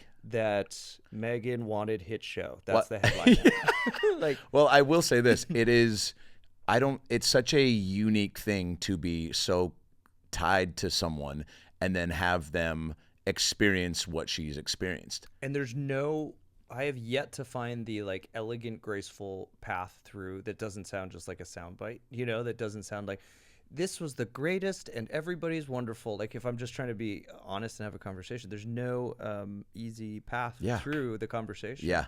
I'm watching The Crown right now, and we're at the Diana stuff, and oh God, here we go. Now I'm comparing Megan to Diana. But like that process of somebody who's in the limelight. Yes. And it's also different limelight. And that you're caught up in it with them for a second. For the moment that you're there talking about it, you're like, there's no winning. You're just, there's always someone can perverse a thing that you say. And the fact that it's so sort of weird and uncomfortable for me highlights like how insane it must be 1,000% for anyone in that position. Yeah. I don't think anyone is. It's such a unique amount of exposure, and from the outside looking in, I feel like she's handling it. When I have seen interviews and this and that, and I'm like, yeah, it seems. What would you be like in that situation? Who would you exactly be if everywhere you went? I mean, I don't know. Yeah, dude. I think I'd just shut up. I would just be. I'd Marshawn Lynch. See what I just said? Shut up. Yeah. Suit Star says Megan should shut up. Like, no, dude. Give me a break. No. I hear you. I would shut it down because I would shut it down and just spend time with my family and just be like, this is all that matters to me. I don't know, and like find the things that it's just such an impossible situation. Yeah. I've done exactly what I shouldn't have done, which is opined on other things. You were perfect. It was terrific. You were perfect. She was wonderful to work with. Good answer. Here's one. Will you ever make a photo book? Would love to buy it. You are a sweet photographer and got way into that. I think I remember you taking pics in college. Yeah. Because I'd wake up and look out my window in the dorm and I'd see you snapping, and I was like, this better be for a book later in life. You saw me snapping pictures outside your door? That was a joke. Oh, yeah, okay. Okay. You're so good. Yeah, That's a professional. Let's cut that and put it in my reel. Yeah. No, but yeah, joking. But I do remember, it was right there in your window. But I do remember, you're like, I got to see the inside of Party Tower. You stayed in, no, you didn't live in a dorm freshman year, did you? You were I was in Cardinal Gardens. Cardinal Gardens. Yeah. Shout out. Yeah, shout out. Party Tower. It was great. Yeah. The dorm thing, I'm glad I did it, right? Yeah. Go do it. Because I knew people did the off-campus thing. No, then I moved to the Medici downtown. Kaylee Smith and Taylor Webb were there. Oh, yeah. Right downtown. Nice. Good for you. Didn't work for me. We did 1 year there, and did a lot of damage in that place, and moved closer to campus. Yeah, so you could be closer to the 9-0. Yeah, we need to be closer to the 9-0. Never went to the 9-0. Not one time. Not one time. That was the club, right? We have some plans to make. That was the club. It was the little campus bar. The grungy. The one downstairs? Well, that was Traddy's. Traddy's. That's where I went. I went to Bobber and John Coffey. Who I just saw in Vegas, came to my show. Oh, cool. And he was like the bartender at Traddy. Yeah. Traddy's was the campus bar, and it looked like it was out of mess. cocktail. I mean, it's not still there, right? That's gone. they've reshaped it and refined it. Turned it into like a yoga studio. Yeah. There's another Lululemon. But the 90 was on Figueroa, and it was grungy. That's dirty. the one I never went to. Yeah, because I wasn't in the frat scene. Were you in a frat house? Yes, A Pie, the Jew frat. Yes, Yeah. I was not in a frat. Yeah, it's okay. Nobody's perfect. No, how was it? I met a lot of great people. Great parties. I was the comedic relief, so I was able to stay friendly with everyone. And what was that like, bridging theater and frat? Is that hard? I know a couple of people that did that, and they talked about how it was kind of difficult because they're both so kind of like insular worlds. It was. I mean, look. Somebody told me, they were like, you should just do it, because I wanted to meet as many people as possible. I just wanted to do it all. Yeah, and it was great in terms of like when I was in How to Succeed in Business Without Really Trying with Sean Daughter. Mulvihill. No, Daughter. Sean Daughter was lead in it. Mulvihill was in it too. Mulvihill must. But the leads were. I just saw it him in Vegas. Jeff, glasses, big booming voice. Oh fuck, this. Jeff. No, not Jeff. Wayne, not Wayne. Oh, dude. I'm so curious now. Kids, every drug in moderation. Gabe. Gabe Colomas. Let's fucking go. Gabe Colomas. Drink 5 I if you're haven't playing heard the Gabe How's he Colomas drinking doing? game. Great. Oh, and good. as bubbly and sweet as you can remember. Great. And who else was? We had our Lindsay and I want to say Barrett were a couple. Is it right? Okay. And Yeah. Kelly Ward directed it. Yeah. From Greece. Yep. Kelly Ward. I didn't know him well. I wasn't a musical guy, so I didn't know him that well. But yeah. So I missed some hazing to be in rehearsals, so that wasn't terrible. But it was great because I think a lot of people, again, trying to be the funny guy in the frat, like I would, I put on a wig and pretend to be a British brother from a different chapter, and so my hazing, people would be walking up and down the line, which I couldn't watch. I'd come in to make some jokes, and then they'd kick me out for like not taking it seriously. Right. And so I walk down and be like, somebody would be like, brothers, so apparently one of you guys have been talking to a girl that Matt's been talking to. And everyone was like, what the fuck? Oh my Brothers, God. please. And everyone's like up against the wall. And I'm just like, dude, I'm too high for this. And this is just like fucking weird and not great. So then I'd put on a wig and come in and be like, I was downstairs and someone ate all the Fruity Pebbles in the kitchen. That's my favorite cereal. And then I was like, who knows the Fruity Pebbles theme song? And somebody would stand up and step forward and I'd sing it with them and everyone would laugh. And then I'd go, brothers, please. This is, whatever. And shit like that. And then afterwards they'd come up to me and be like, oh, dude, thanks for just fucking around. Making it, and like, then I'd stay making friends this with less them. serious. Yes. Yeah. And I mean, not that, I don't agree with any of it, but there's still a way to do it and whatever. Feels like your story is you're always like finding comedy, like finding ways to use comedy to like just to connect, man. Yeah. Yeah, to like make situations better for everybody. Totally. Oh, that's cool. Wow. Yeah. It's great. Should I lay down? That was some great therapy. Yeah, man. Venmo. I'll send it to you. All right. Wait. So the photography, though. I would love to. It'd be short. I'd love to. Photography is a passion. I'm doing it a lot less now that I have 2 kids. I mean, I'm shooting a lot of pictures. It's just of my 2 daughters. But I hope to in the future do something like that. I just have to find the right sort of project to coalesce around it. Is there something that I've done a lot of pictures of suits? I always dreamt about doing a suits book. That's complicated because it's on the set and NBC Universal, and then they own jam with them? No. So at some point, I always thought about trying to put together a lot of my behind-the-scenes photographs. You have a ton. I have tons. Oh, tons, Pat, tons. the time is now. Yeah, we're What trying are you to waiting figure for out the what it is. second wave of billions of hours watched? We're When there's talking- trillions hours, then we'll talk we're about talking about trying to do one of these watch podcasts for suits, which we haven't really talked about before. But you heard it here first. We're trying to pull that together, which I won't say more about because we're still in the early stages of it. But I think things like that we're trying to imagine maybe they all coalesce around. Fully support. If you look at the Office ladies, even my boy Lamorne Morris with the New Girl, I mean, it's like people are all about that. Yeah. Shit. And it's there's the part of it to take advantage of what's happening now, but I think there's also, like I said, I haven't watched it. Like, it's not a rewatch. It is like an opportunity for me to really like. There's a lot of, even though it was this amazing experience, there's a lot of suits that was left in the past. It was just like, wow, that was a crazy thing. Yeah. That's like, now I'm moving forward and I haven't done a lot of like real going over it and processing it and talking about it and watching it and enjoying it and really like taking it all in. So, it's this format that seems to have become popular actually feels like a really good way to maybe get into that. Oh, then you'd be getting to discover that For the live first time. with the audience. Yeah, exactly. And also, just to go back to what you're saying about like finding something to, creatively kind of have, like, what a great thing.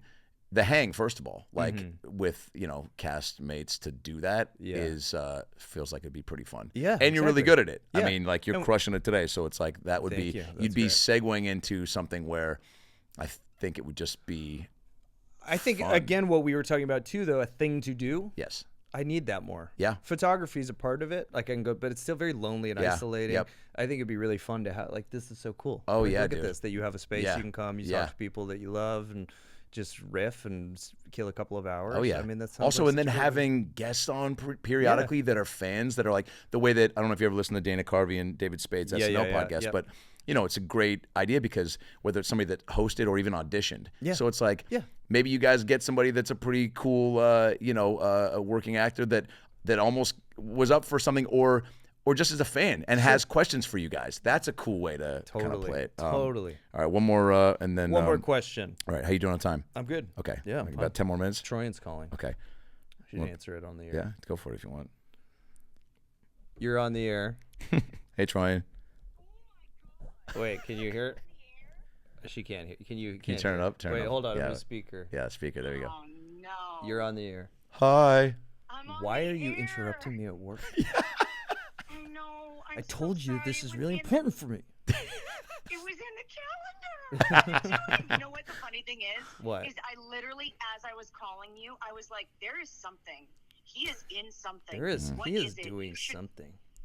He Well- is very busy. Is everything okay? Are our kids alive? And Yeah. everything? Let's check on Dude, that. I called you to ask if you wanted to add anything to the grocery list. This sucks. I'm so This is sorry. good. We will edit this out. It was Hard-hitting nice to podcast. meet you. Dear God. No. Yeah. Wait. So Wait, Troyan. I don't know if you can hear me. Can you hear? Can you hear me screaming in the back? Yeah, I can't hear Adam. Hey. Pleasure to meet you. Hope to meet you live in the flesh. Real quick, what's on the grocery list up to this point, and what do we think, Pat? Let's play a little game. What is called Patrick gonna put What is Patrick on gonna the grocery list? Hosted by Mario Lopez. So here's the exciting news. I've done most of the Thanksgiving shopping. Oh God. It's So really exciting. just supplementary stuff. We're cool. gonna add some flour to it. Okay. Some kids' cough medicine to try to kick those colds that we've all Sure. got. Don't lie, that's for you guys. Yeah, we get hopped up on kids' cold medicine. That's our You know thing. what I mean? Yeah. It's a Tuesday night, baby. The thing I was gonna call Patrick about is because The laxatives. I don't. It's the laxatives. It's the It's fact okay, that we're- I don't eat meats, and I constantly am like, what kind of steak and how much do you want me to buy for you? Can you please describe it to me in You're so detail so I sweet. don't Can you mess it up? describe to me the steak? You're so sweet. I will call you momentarily with all of the steak details. I don't deserve the steak details. You can text them to me. All right, I love you. It's lovely to meet you, Adam. So nice to Happy meet you. podcasting. I feel like I know you through Patrick and also through through television, but we'll all kick it at some point. I've been harassing him to come to a show soon, so maybe you guys can make a night of it and come to a show, and we'll do a dinner, or we'll just go over your grocery list for next Thanksgiving. That'll be part of the show. We'll open for him with our grocery list routine. I think it's pretty tight already. We're pretty close to getting Yeah. Patrick on stage, so I don't know how you Gotta feel. sound pretty tight. We're gonna show up ripped on kids' coffee. Good callback. You are a comedy family. All right, I love you. I'll talk to you All soon. right, Bye. I'm getting off the air. Okay, see ya. Bye. Love you. Wow, rock star. I mean, let me just say this too real quick. My wife, we were watching some interviews last week, and there was one of you guys, and it was, I think, on a new show, and somebody said something, and then she gave you a look. Oh, as you guys were trying to figure out it was a BuzzFeed thing I about remember that BuzzFeed. the dates of each other's birthdays or whatever. Yeah. And she did this like really adorable look, and the way she looked at you, and I looked over at my wife, and she was just like this. Oh. I mean, and she says this a lot. I love. And she just was, and she just looked over at me. She goes, "They're so cute," and she also just adores both of you. So it was a really sweet moment. I had to relay that. I can't wait to meet her. Yeah, we gotta do dinner. Yeah, we will. Get some cough medicine. Really funny, dude, for to throw it back like that. Third It gets throwback. me pumped. No, I think a third throwback is milking it now. No, I mean, they always say the rule of 3. Okay, good. She did, yeah. See, she did So 2. mine was the funniest. Yeah. Okay, for yeah. sure, for sure. Yeah, for yeah. Sure. Oh, you're funnier. Don't get me wrong. All right. Let's see. Love this. Shit. Do you? Boy, this. Find the one in there that makes you the most sweatiest to ask me, like the scariest one. Man, which quote or quotes you used to use from the Suit series, or which one's most? No, come on. Not to offend. Yeah. What was the best scene? Nope. Come on, come bigger than that. That's what she said. Bigger than that? Sorry, we'll edit this out. Wonder if you always want to be an actor? No, shut up. Is Harvey as good in bed as they say? How good was the Suit soundtrack? Photograph. See, they're not. Oh, here we go. As a person, do you have anything in common with Mike Ross? Yeah. Great. Moving on. What was your favorite episode? No. Let's see. Ask him about the can opener. Best thing about being a father. I mean, we haven't gotten to that. How about this? I want to come back to that, and then we'll get out of here. Fuck. What do you? Death Romeo. Jesus Christ. Death Romeo. That's episode 2 of this podcast. Yeah, we're gonna get into that. The scene that you and Gabriel smoking weed at your house. Did you and Gabriel really high? Because acting We've gotten that so before. much. Okay. Because it was so real. Because we were so good acting. We were great acting in that. You had some drunk scenes too you're really good at that. I mean, you're a great actor. If Suits had a 10th season, what would you want the plot to be like? How much? That's fucking. Now we're getting into. I don't know if you can talk about that. If you had to solve illegal cases using only dad jokes, what would be the go-to joke to win the courtroom's favor? That's an impossible question. Okay. What's your favorite dad joke? No, I don't have any good. No. I can't do that. I don't know. Statement given. What was it like being on the road with your family? On the road with your family, like living in a van and just. Oh general yeah, we road did a tour? road trip. Yeah, we did a little road trip. There we go. Because that segues into my dad question. Oh, okay. We just did 9-day camper van trip with 2 dogs and 2 kids, and camped the whole way we went to Toronto. That was cool. That was hard. It was hard. 2 small kids and 2 dogs. How old are they? 5 and 2. Wow. And one of our dogs is 16 years old. So old, and they're not like wild. Spry. They're not good wild animal dogs. They're both like indoor scared dogs. So it was intense, but it was great. Being a dad rules. Being a dad rules. It's hard. It's really hard, and it's really amazing. It's the most rewarding thing I've ever done. Can't imagine. Like, is it truly one of those like life before, or is it just? Oh yeah, completely different. Wow, completely different. In mostly good ways. We definitely like you talk about what Troy and I do across the table. A lot of times it's just like, remember like what a Saturday night used to look like compared to now. Like we're just picking up food off the ground. But the truth is, like when you get there and you're picking your kids' food up off the ground, you're just like, this is the coolest. Yeah. It's the best. Anything that one of your daughters has done recently that just melted your heart, or that was funny, you know what I'm saying? Where I mean, at that age, 5 and 2, at least from harkening back to my nieces at that age, 5 is just like, oh, dude, like I couldn't wait to be around them to hear some funny sound bites. It's so hard. She just, my youngest, Elliot, is just entering like the cutest phase now, and it's just a lot of like, hey, Papa, you okay, Papa? Just little things like that, and like out of nowhere, are you okay, Papa? I'll be like, yeah, I'm okay. I'll be like, okay, good, Papa. But when she doesn't get her way, I don't know where she learned this, but when she doesn't get her way, she does this now. She just crosses her arms and like gets into this little ball and then just like shrugs, and it's the cutest thing in the entire world. But they're my kids. I mean, everything's cute. They're your kids. They can do wrong. Yeah, they have, and they better not. We just got through a stomach flu, and we were all vomiting for 3 days. So that's that's a different version of it, but it's the best. Are you guys gonna do it? We are very close. Jess, did the something just sounded like it turned it up a little bit? Maybe the mics or from the beginning we were like, turn it up. Now it's like, whoa. You did? Yeah, you turned it up a little bit. Yeah, we're a few minutes away. There we go. Is that Perfect. his way of telling us? He's like, He's like, like, you know what? wrap it Enough up, of guys. this actor talk, dude. You guys are boring. We get Nobody it. You're friends. cares. Cool. Thanks, Jesse. All right, we're gonna wrap this up. Oh yeah, we're thinking about kids. Probably a year or 2 away. Great. Yeah. It's amazing, man. Yeah. I'd be curious to know what it's like in your world, because you have to do so much traveling. It seems like Yeah, you're on tour a lot. But And I would scale that back, and I think that's why I so badly want to finally be on a show consistently, so I you're could just be here one for a while. place. Yeah, and but I am obsessed with my nieces and nephew, and I love all my friends' kids, the ones that laugh at my jokes, and no, but yeah, it's definitely terrifying.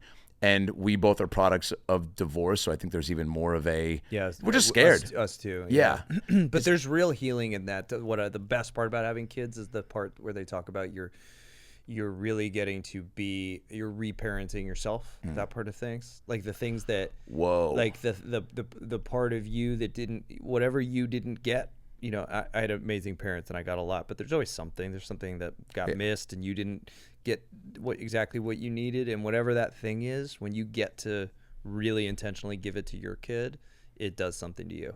Suddenly that part of you that missed that or wasn't working, it heals it in a pretty amazing way. So that's one of the huge gifts of it. Yeah. Yeah. And I also hear just from, comics. I mean, my mom selfishly is like, do it before you can't get around and play on the ground and before she's too old to enjoy it. And also some comics tell me it's a club where you're just like, people respect you more when you're like finally in that pocket. And I know people that, there's Gaffigan with 6 kids, I think. And He's got 6 kids. Yeah. And then I got buddies that are, musicians that tour that have 3 and then comics with, but they all, it's, yeah. So you figure it out. Totally. There's always, you always figure it out. My problem is, which is probably something I need slowing down, but I think is knowing that I would do that, and that scares me a little bit. That you would do what? Just take my foot off the pedal a little bit with all this stuff. But there's probably... I don't see that you have a foot off the pedal. I don't know you that well because it's been a while, but from what I see, you don't have a... Yeah, and so that's what I'm saying. Maybe it'd be good. You love to work. Yeah. You love it. Love it, and it's still love it. Natural-born hustler. Yeah. Whoa. Natural. Name of my special? I haven't titled it yet. Natural-born hustler. What a Have you already filmed it? Yes. Where'd you do it? Madison, Wisconsin. Dude. Yeah. I'll send you a cut. Why there? There's a great club there called Comedy on State.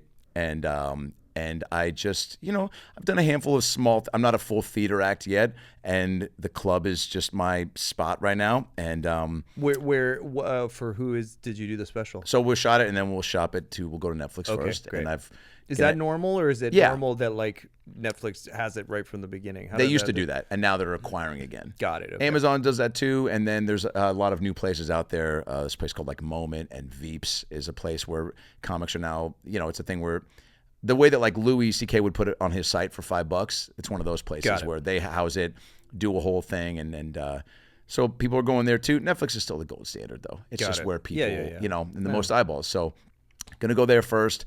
I'm proud of it. Got a few more edits to make, and it looks great. And my mom flew out to introduce me. So thinking about calling it Thanks Mom. Really? But then there's a great joke in there about my 9-year-old nephew, about him. It's this whole thing about how he's the son of my white rapper brother-in-law, Dirte. And my sister's, I do something. I go, my sister's fucking a guy named Dirte. How's your 2023 going so far? I do a bunch of stuff about him. But Jackson, my nephew, does this thing where he runs up to me, hits me in the dick, and then goes, like and subscribe, and then runs out of the room.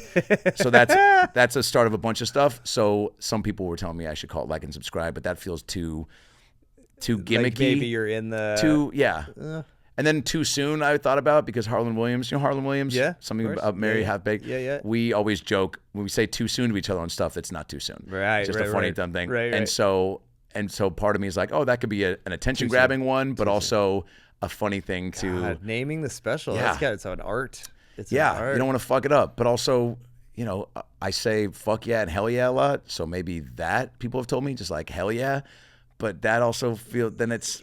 Yeah, Thanks Mom I like, because my mom intros me, and it's like, thanks Mom for like, I don't know, here we are. I mean, I talk about none of this is happening single without mom, just champion the dreams. Everybody and loves supportive. a mom call out. I think so, dude. I'm so proud of you, man. Thanks, brother. It's really cool to see what you've done, and Bro, I can't imagine. likewise. I can't imagine how hard this world is to crack, and it's just been really cool to, from the sidelines, watch you kind of just climb it over and over and over again. Thanks, and brother. just crush it. Oh man. And then to hear about all the amazing people, like just to see, like, again, I told you I've just been checking into what you're doing, and it's like, oh my God, you're with the greats. You're right up there with everybody right Thanks, now. brother. Like it seems like the community is really like it's put their arms around you and welcomed you in a way that totally makes sense. It's You're cool. the man. I love you. Yeah, dude. Well, it's we didn't even get to the Middle East. Wait, next. We what? We had I had all these talking I points. had Middle East and suits questions, and I somehow reversed it. I thought we were gonna. Yeah, get we to will. that. Part 2. Okay. Next. I love you for making time. We're going to close this out real quick with a Inside the Actor Studio questionnaire. 10 quick questions to get to know Patrick J. Adams. I'll be playing James Lipton. Here we go. There's no wrong answer. I'm here with Patrick J. Evans. Patrick, what is your favorite word? Bequeath. What the fuck does that mean? To bequeath knowledge or Yes, that's right. impart. What is your least favorite word? Queef. Yes. I know what that means. I know all too well what that means.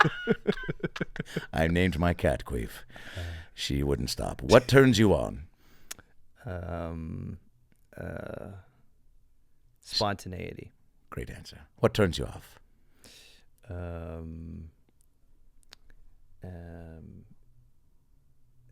Willful ignorance.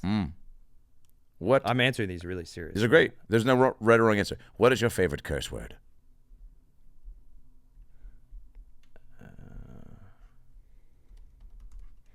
I got it. Motherfucker. Yeah. It's just basic. I'm a basic bitch. It's do you go motherfucker like, or is it you No, hit the motherfucker? Yeah, you got to do it. It's strong too. It's just an old standard. yeah. It is. We're of the old It school does the work. curse. Yeah. I don't community. need anything fancy. Yeah. Yeah. I'll No even take bells a and good like whistles. God damn it. You know. Yeah, it's got a lot of oomph to it. Yeah, actually, goddamn it gets a lot of play. It does. Yeah, that's true. I imagine like somebody on a lawn, like a kid leaving a toy out. You step on something. On a little Lego. God damn it! Yeah. And It's also, through the gritted teeth. through the key. gritted teeth. Great special title. Through the gritted teeth. through But the I'm not a dad. I'm a dog dad. What sound or noise do you love?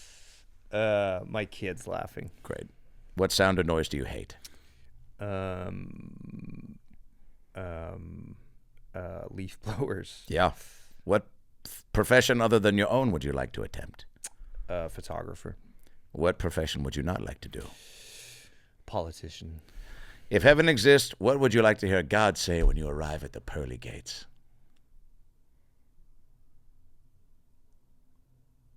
Perfect. Not yet. Not yet. Not yet. Great answer. Yeah, no, you're here. No, it's too soon. We got it wrong. You got to go back.